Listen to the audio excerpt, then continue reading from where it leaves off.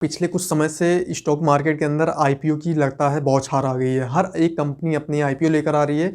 और आईपीओ क्यों ना लाए? देखिए, आईपीओ ले आने का सीधा सीधा मतलब होता है कि कंपनी अपने बिजनेस को बढ़ाना चाहती है। देखिए, जब एक कंपनी किसी इनिशियल लेवल पे होती है तो वो कंपनी पहले प्रयास करती है कि उसे बैंक से लोन मिल जाए, जिससे वो अपना कारोबार आगे बढ़ा सके।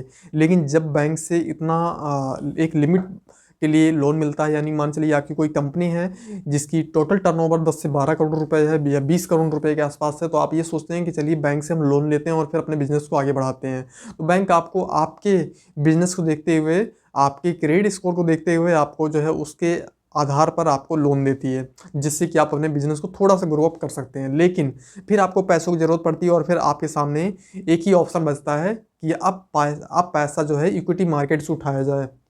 अब इक्विटी मार्केट का क्या है? इक्विटी मार्केट में आपको अपने आप को लिस्ट करना पड़ेगा एज ए कंपनी, जब ही आप जो है वहाँ से पैसा उठा सकते हैं। जो आपका ऑर्गेनाइजेशन है उसको आपको स्टॉक मार्केट के अंदर आपको लिस्ट करना पड़ेगा और लोगों को अपनी कंपनी के शेयर्स को ऑफर करना होगा। जी हाँ, अपनी कंपनी के शेयर्स को खरीदने के लिए ऑफर करना होगा। जो भी आपकी कंपनी है, जो भी आप कारोबार कर रहे हैं, अपनी एक लिमिटेड कंपनी बनाकर, अपनी एक प्राइवेट लिमिटेड कंपनी बनाकर उसको आपको जो है स्टॉक मार्केट के अंदर लिस्ट कराना होगा। तभी आप जो है फंडिंग ले सकते हैं, तभी आप जो है वहाँ से फंडिंग उठा सकते हैं। फंडिंग उठाने का मैंने आपको दोनों जरिए बता दिया। आपको फंडिंग इकट्ठा करने के लिए या तो बैंक से लोन लेना पड़ेगा, या फिर आपको जो है स्टॉक मार्केट के अंदर अपने कंपनी का आईपीओ लेकर आना पड़ेगा। अपनी कंपनी का आईपीओ लेकर आना कोई बच्चों का खेल नहीं है। और ये बात हम सब जानते हैं कि एक आईपीओ लाने के लिए कंपनी को बहुत सारे पैरामीटर्स को फॉलो करना पड़ता है, तब जाकर एक कंपनी अपने आईपीओ ले आ पाती है। इसके पीछे कारण क्या है? इसके पीछे कारण ये है कि सेबी के कुछ स्ट्रक्चर हैं, कुछ पैरामीटर्स हैं, जिसके चलते कोई भी कंपनी डायरेक्ट जो है आईपीओ नहीं ले आ सकती। उसको बहुत सारे पैरामीटर्स को फॉलो करना पड़ता है। इन्हीं सब चीज़ों को देखते हुए आजकल जो है ऐसा है कि आईपीओ की पूरी भरमार है। यानी आप ये देखेंगे कि हर रोज़ 2 से 3 आईपीओ मार्केट के अंदर ओपन ही हो जाते हैं। इसके पीछे रीजन ये है कि लोगों को अपने बिजनेस को बढ़ाना है और कंपनी को अपने बिजनेस को बढ़ाना है, और उसको फंडिंग तो चाहिए ही चाहिए भैया, कहीं ना कहीं से पैसे चाहिए ही अपने बिजनेस को बढ़ाने के लिए। तो उसके लिए एक बेहद सिंपल तरीका होता है कि भैया एक काम करते हैं, अपनी कंपनी को हम लिस्ट करते हैं स्टॉक मार्केट में और अपने शेयर्स को करते हैं पब्लिक में ऑफर, जिसको कहते हैं हम आईपीओ, इनिशियल पब्लिक ऑफरिंग। जब कोई भी कंपनी अपने शेयर्स को स्टॉक मार्केट में फर्स्ट टाइम ऑफर के लिए लेकर आती है तो हम उससे बोलते हैं आईपीओ, यानी कि इनिशियल पब्लिक ऑफरिंग। कोई भी company first time stock market में लिस्ट होने के लिए जाती है तो वो अपना आईपीओ लेकर आती है। इसी के तहत अगर देखा जाए तो बीते कुछ समय में बहुत सारे आईपीओ स्टॉक मार्केट में आए हैं। यानी बहुत सारे कंपनियों ने अपने आईपीओ स्टॉक मार्केट में ले आकर बहुत धुआंधार पारी के लिए और बहुत अच्छा खासा लिस्टिंग गेन इन्वेस्टर्स को भी देखने को मिला है। और इसी बीच देखा जाए तो बहुत सारी कंपनियों ने अपने आईपीओ लेकर आए और अभी बहुत सारी कंपनियां अपने आईपीओ ले आने की तैयारी में हैं। उन्हीं में से एक कंपनी है जिसके बारे में हम आज बात करने वाले हैं। इस कंपनी का जो आईपीओ है बहुत ही उम्दा आईपीओ है, बहुत ही बेहतरीन आईपीओ है। अगर देखा जाए तो पिछले कुछ समय से आईपीओ का जो कारोबार है बहुत ज़्यादा फल फूल रहा है और बहुत ज़्यादा इससे इन्वेस्टर्स खुश नज़र आ रहे हैं और यहाँ पर काफ़ी अच्छा खासा इन्वेस्टर्स को लिस्टिंग एंड देखने को मिल जाता है। एसएमई आईपीओ की बात करें तो एसएमई आईपीओ के अंदर करीब 80 to 90% तक का लिस्टिंग गेन भी देखने को मिला है। इसी के साथ अगर देखा जाए जो मेन बोर्ड आईपीओ होते हैं, जो बड़ी कंपनियों के जो आईपीओज होते हैं, उसमें भी करीब करीब 60% 70% तक का भी लिस्टिंग इन देखने को मिला है। इसी सब को देखते हुए आज हम आपको एक ऐसे आईपीओ के बारे में बता रहे हैं। आज है 15 तारीख और आज से ठीक 2 दिन बाद ओपन होने जा रहा है और इसका जो जीएमपी चल रहा है अभी करंटली दोस्तों 84% के आसपास का इसका जीएमपी चल रहा है। यानी कि आप अगर यहाँ पर 15,000 रुपये इन्वेस्ट करते हैं तो आपके जो पैसे हैं वो लगभग 2 गुने हो सकते हैं। ज़्यादा देर न करते हुए हम जानते हैं कि आखिर कौन सा आईपीओ है और कब ओपन हो रहा है, इसका प्राइस बैंड कितना रहने वाला है, इसके अंदर अप्लाई करना चाहिए या नहीं करना चाहिए, इसका बिजनेस मॉडल कैसा है, ये आगे कितना ग्रो करेगा, कितना आपको यहाँ से लिस्टिंग गेन मिलने की उम्मीद है, कितना इसका प्राइस बैंड रहने वाला है, कितने से आप इसमें अपनी इन्वेस्टमेंट की शुरुआत कर सकते हैं। नमस्कार दोस्तों, स्वागत है आपका एक बार फिर से आपके अपने YouTube चैनल पर। आई होप आप सब बहुत अच्छे होंगे दोस्तों। चलिए बात करते हैं कि आखिर वो कौन सा आईपीओ है जिसके बारे में आपको अभी तक सुना रहा हूँ। जी हाँ दोस्तों, जिस आईपीओ के बारे में हम आपको बताने वाले हैं उस आईपीओ का नाम है Stalin India fluorochemicals limited. Industrial gas production और सेलिंग का काम करती है। अगर हम इस कंपनी की बात करें तो ये कंपनी बहुत ही बेहतरीन कंपनी है जो कि केमिकल सेक्टर से है कंपनी। और अपने आप में अगर देखा जाए तो स्टैलिन इंडिया फ्लोरोकेमिकल लिमिटेड, जो कि अपना आईपीओ लेकर आ रही है। आईपीओ कब लेकर आ रही है इसके बारे में चलिए जान लेते हैं। सबसे पहले जानते हैं कि इसका इशू साइज कितना है, यानी ये कितने करोड़ रुपए का आईपीओ लेकर आ रही है, कितने साइज का आईपीओ है इसका जो आईपीओ है दोस्तों वो 199 करोड़ रुपए का आईपीओ लेकर आ रही है कंपनी।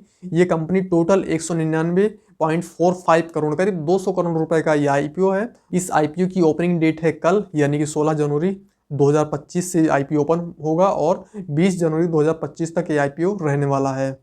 अब इसमें बात करते हैं इसकी फेस वैल्यू कितनी है। तो इसकी जो फेस वैल्यू है दोस्तों वो 10 रुपये है, यानी 10 रुपये पर शेयर इसकी फेस वैल्यू है। प्राइस बैंड की बात करें तो 85 से 90 रुपये पर शेयर इसका प्राइस बैंड भी रहने वाला है। तो प्राइस बैंड भी इसका बहुत ही बेस्ट है, यानी 85 से 90 रुपये के बीच में इसका प्राइस बैंड बहुत बेस्ट है। यहाँ से आपको 80 से 85% तक का लिस्टिंग गेन देखने को मिल सकता है। इसका प्राइस बैंड बहुत अच्छा है। लॉट साइज की बात करें तो इसके अंदर आपको 165 शेयर्स का लॉट मिल जाता है। अब बात करते हैं टोटल इशू साइज का। तो इसके अंदर आपका 199.45 करोड़ रुपए का इशू साइज है टोटल, जिसके अंदर आपके करीब 2,21,61,396 शेयर्स आएंगे। फ्रेश इशू है, जी हाँ फ्रेश इशू की बात कर रहे हैं तो इसके अंदर आपका जो है 160 करोड़ रुपए का टोटल फ्रेश इशू है, यानी 199 करोड़ में से 160 करोड़ रुपए का टोटल, यानी 161 करोड़ रुपए का टोटल फ्रेश इशू है, जिसके अंदर करीब 1,78,58,740 शेयर्स जो है आपके टोटल फ्रेश इशू से हैं। और ऑफर फॉर सेल से जो शेयर्स हैं वो उनकी जो इशू साइज, उनका जो टोटल इशू साइज है करीब 38,72,00,000 रुपए का टोटल इशू साइज है ऑफर फॉर सेल में, जिसमें करीब 43 लाख शेयर्स आ रहे हैं। Share holding pre issue size की तो यहाँ पर करीब 6,14,66,514 शेयर्स हैं अभी प्री इशू में, और होल्डिंग आफ्टर होल्डिंग जो इनके टोटल शेयर्स बनेंगे वो करीब 7,93,25,254 शेयर्स होंगे। चलिए अब बात करते हैं स्टैलिन इंडिया आईपीओ के रिजर्वेशन कोटे के बारे में। तो इसके अंदर मैं आपको बता दूं कि वाईबीज के लिए करीब 50% का कोटा रखा गया है, और वहीं पर रिटेल इन्वेस्टर्स के लिए करीब 35% तक का कोटा रखा गया है। इसके साथ एचएनआई, बिग एचएनआई और एनआईआई के लिए टोटल 15% का कोटा रखा गया है जो कि रिजर्व है, यानी 50% की वाईबीज के लिए और 35% रिटेल इन्वेस्टर्स के लिए और 15% एनआईआई और एसएचएनआई, बिग एचएनआई के लिए रखा गया है। इसके साथ चलिए जान लेते हैं कि आखिर आप कितना कितना अमाउंट यहाँ पर इन्वेस्ट कर सकते हैं। सबसे पहली बात, अगर आप एक रिटेलर हैं तो आपको यहाँ पर जो है एक लॉट मिनिमम बाई करना पड़ेगा। एक लॉट में आपके 165 शेयर आएंगे और आपको यहाँ पर इन्वेस्ट करना पड़ेगा 14,850 रुपये। और वहीं पर अगर आप रिटेल में मैक्सिमम बोली अगर आप लगाना चाहते हैं तो आपको इसके लिए अप्लाई करना पड़ेगा 13 लॉट के लिए। 13 लॉट के लिए अगर आप अप्लाई करते हैं तो इसमें आपको 2145 शेयर्स मिलेंगे, जिसके लिए आपको टोटल इन्वेस्ट करने होंगे 1,93,050 रुपये। और इसी के साथ अगर हम एसएचएनआई यानी कि स्मॉल एचएनआई की अगर बात करें तो इसके अंदर आपको टोटल 14 लॉट के लिए अप्लाई करना पड़ेगा। मिनिमम इन्वेस्टमेंट है जिसमें आपको मिलेंगे 2310 शेयर, और इसके लिए आपको इन्वेस्ट करना पड़ेगा 2,07,900 रुपये। और इसी के साथ अगर एसएचएनआई यानी कि एसएचएनआई में अगर आप मैक्सिमम लिमिट अगर आप मैक्सिमम ऑर्डर अगर आप लगाना चाहते हैं तो इसके लिए आपको खर्च करने पड़ेंगे टोटल 9,94,950 रुपये। इसमें आपको मिलेंगे टोटल 67 लॉट। 67 लॉट मीन्स कि 11,055 शेयर्स टोटल आपको इस लॉट में मिलेंगे, यानी आप मैक्सिमम जो लिमिट है आपकी वो स्मॉल एचएनआई में वो करीब 67 लॉट की है, जिसके लिए आपको 9,94,950 रुपये इन्वेस्ट करने पड़ेंगे। इसके साथ अगर हम बिग एचएनआई की बात करें तो इसके अंदर आपको जो है करीब 68 लॉट के लिए बोली लगानी पड़ेगी, जिसके लिए आपको टोटल खर्च करने होंगे 10,09,800 रुपये। इसमें आपको टोटल शेयर्स मिलेंगे 11,220। आप चाहें तो बिग एचएनआई में भी अपनी। अब बात करते हैं कि आखिर कंपनी करती क्या है। कंपनी का नाम है स्टैलिन इंडिया फ्लोरोकेमिकल लिमिटेड। ये कंपनी 2002 में इनकॉर्पोरेटेड हुई थी। इनकॉर्पोरेटेड मतलब कि 2002 में ये कंपनी बनी थी, और ये जो कंपनी है ये इंगेज्ड है रिफ्रेजमेंट सेलिंग के बिजनेस में और इंडस्ट्रियल गैसेज रिलेटेड प्रोडक्ट्स का निर्माण करती है कंपनी, यानी कि इंडस्ट्रियल जो गैसेज होते हैं, फिर चाहे ऑक्सीजन हो चाहे फिर जो है वो तमाम तरह की जो गैसेज आती हैं जो कि इंडस्ट्रियल यूज में काम आती हैं, उन सबका जो है प्रोडक्शन करती है। इसके साथ में जो है सेलिंग करती है। इसका मोटा काम जो है वो रेफ्रिजरेंट से है। तमाम जो गैसेज होती हैं, जो इथेन वगैरह होती हैं, इन सबका जो है ये कंपनी बेसिकली निर्माण करती है, बेसिकली जो है प्रोडक्शन करती है। बेसिकली एक केमिकल कंपनी है। केमिकल कंपनी होने के नाते ये जो है गैसेज का प्रोडक्शन करती है और सप्लाई भी करती है। ये जो कंपनी है इसका जो प्राइमरी जो बिजनेस है वो है प्रोसेसिंग और रेफ्रिजरेंट एंड इंडस्ट्रियल गैसेज का। जी हाँ, इंडस्ट्रियल जो गैसेज होते हैं उसको उसके रख रखाव जो इंडस्ट्रियल जो गैसेज होते हैं उसको प्रोड्यूस करना, उसको जो है मेंटेन करना, उसको रेफ्रिजरेंट में रखना, उसके बाद जो है उसको आगे सेल करना, प्रीफिल्ड करना कैंस में, और जो बड़े बड़े सिलेंडर्स आते हैं, कंटेनर्स आते हैं, उसके अंदर जो है भरना, भरकर उसे जो है आगे सप्लाई करना। ये इस कंपनी का पूरा पूरा लेखा जोखा है। कंपनी कहाँ पर इस्टेब्लिश है? कंपनी की अगर बात करें, कंपनी की जो प्लांट्स हैं वो कई जगह पर हैं, जैसे कि अगर बात करें तो खालापुर, रायगढ़, महाराष्ट्र, यहाँ पर भी कंपनी का एक प्लांट है। इसके साथ में जो है गिलोथ, अलवर राजस्थान में भी इनका प्लांट है। मानेसर जो कि हरियाणा में है, गुरुग्राम में, वहाँ भी इनका प्लांट है। इसके साथ में अब जैसे मैंने आपको बताया रायगढ़ महाराष्ट्र में है, वहाँ पर इनका प्लांट है। इसके साथ में अलवर राजस्थान में भी इनका प्लांट है जो कि गिलोट के पास पड़ता है, और मानेसर गुरुग्राम में भी इनका एक प्लांट है। इसके साथ पनवेल रायगढ़ जो कि महाराष्ट्र में पड़ता है, वहाँ भी इनका एक छोटा सा कारखाना स्थित है। इसके साथ हम बात करें इस कंपनी का जो टोटल डील्स है वो कहाँ कहाँ पर इनकी डील्स चल रही है, उसके बाद अगर बात करें तो स्टर्लिन इंडिया फ्लोरोकेमिकल्स जो कि ये कंपनी है, बेसिकली जो है गैसेस जो यूज में आती हैं इनकी, वो ज़्यादातर जो है सेमीकंडक्टर मैन्युफैक्चरिंग कंपनी वो इन गैसेस का यूज़ करती है। इसके साथ में ऑटोमोटिव सेक्टर में कहीं कहीं पर इसका यूज होता है। इसके साथ में अगर हम इंडस्ट्रियल यूज़ की बात करें तो इलेक्ट्रॉनिक्स में इसका भी कहीं कहीं पर यूज होता है। फार्मास्यूटिकल्स और हेल्थ केयर सेक्टर में तो इसकी भरमार है। यहाँ पर तो आपकी इन गैसेस का यूज तो बराबर इन गैसेस का यूज बहुत ज़्यादा होता है। इसके साथ में फायर का जो सिलेंडर होता है उसके अंदर भी इसी गैस का इस्तेमाल किया जाता है। स्प्रे फॉर्म होता है, स्प्रे फॉर्म जिनको नहीं मालूम, कई तरह के स्प्रे फॉर्म आते हैं, उसके अंदर इन गैसेस का इस्तेमाल किया जाता है। इसके साथ में ग्लास बोटल्स मेकिंग, यानी जो ग्लास बोटल्स में भी इनके कुछ गैसेस मटेरियल्स आते हैं, उसके बारे में इन्होंने जानकारी दी है। और उसके साथ में एरोसोल प्रोडक्शन के भी ये काम में आती है गैसेज। तो बेसिकली इस कंपनी का जो काम है वो इंडस्ट्रियल गैस प्रोडक्शन का है। इसके साथ में जो है इसको सेलिंग करना, ट्रांसपोर्टिंग करना, ये सारा कारोबार इस कंपनी का है।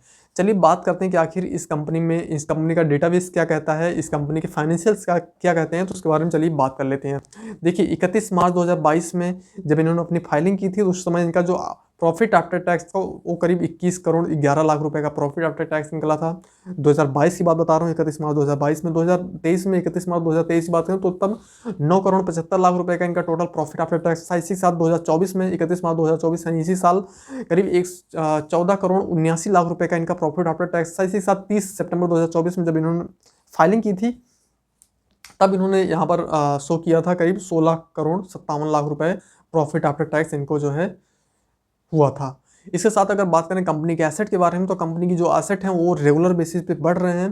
कैसे बढ़ रहे हैं चलिए जान लेते हैं। 31 मार्च 2022 में इनके एसेट की जो कीमत थी वो करीब 98 करोड़ रुपए थी। इसके साथ 31 मार्च 2023 में इनके जो एसेट की कीमत थी वो करीब 126 करोड़ रुपए बढ़ गई थी, यानी कि 126 करोड़ रुपए तक पहुंच गई थी। करीब आप कह सकते हैं 28 करोड़ रुपए का टोटल इनको एसेट में ग्रोथ मिली है। करीब 126 करोड़ 18 लाख रुपए का इनके पास उस टाइम एसेट था। इसके बाद 31 मार्च 2024 में करीब 203 करोड़ रुपए 203 करोड़ 14 लाख रुपए तक का इनका एसेट पहुंच गया है। यानी इन्होंने 126 करोड़ से सीधा छलांग लगाया, 203 करोड़ तक पहुंच गए इनके एसेट। इसके बाद 30 सितंबर 2024 में इनके एसेट की टोटल वैल्यू हो चुकी है 235 करोड़ 69 लाख रुपए। तो ये तो इनका टोटल एसेट था। नेटवर्थ की बात करें 2022 में इनकी नेटवर्थ कुछ ज़्यादा नहीं थी, करीब 61 करोड़ रुपए की नेटवर्थ थी। 2023 में इनकी नेटवर्थ 70 करोड़ रुपए के आसपास थी, 117 करोड़ रुपए की नेटवर्थ थी 31 मार्च 2024 जब इन्होंने लास्ट फाइलिंग की थी। इसके बाद 134 करोड़ 53 लाख रुपए की इनकी टोटल नेटवर्थ थी 30 सितंबर 2024 में। इसके बाद जो है जब फाइलिंग होगी तो पता चल जाएगा, बाकी सारी चीज़ें मैंने आपको बता दिया। रेवेन्यू 186 करोड़ रुपए था 2022 में, 31 मार्च 2022 में। इसके बाद 31 मार्च 2023 में इनका रेवेन्यू 226 करोड़ रुपए हो गया था। इसके बाद 31 मार्च 2024 में इनका रेवेन्यू टोटल बढ़कर 236 करोड़ रुपए हो चुका था। अभी फिलहाल घटकर जो है घटेगा क्यों, क्योंकि अभी जो है इन्होंने हाफ ईयरली फाइल की है अपनी फाइनेंशियल्स को, तो उसमें जो है इनका रेवेन्यू दिखाया गया 30 सितंबर 2024 को 141 करोड़ 53 लाख रुपए। तो ये थी इनकी फाइनेंशियल डिटेल्स। इसके बाद बात करते हैं कि इनका जो ROE है वो ROE कितना है। ROE इनका 12.54% है। ROC की बात करें तो करीब 13.96% है। इसके साथ डेट टू इक्विटी जो कि 0.55 है, और बाकी सारी डिटेल्स मैंने आपके साथ साझा कर दी है। इस IPO के बारे में आपकी क्या राय है हमें कमेंट सेक्शन में जरूर बताइएगा दोस्तों। करीब 80% के अक्रॉस दिखा रहा है, करीब 74% के आसपास का दिखा रहा है ग्रे मार्केट प्रीमियम, जो कि बहुत बड़ी बात है। मैं हमेशा कहता हूँ कभी भी जीएमपी के भरोसे अपनी इन्वेस्टमेंट नहीं स्टार्ट करनी चाहिए। आपको कंपनी के फंडामेंटल्स देखने चाहिए, कंपनी की परफॉर्मेंस देखनी चाहिए, उसके बाद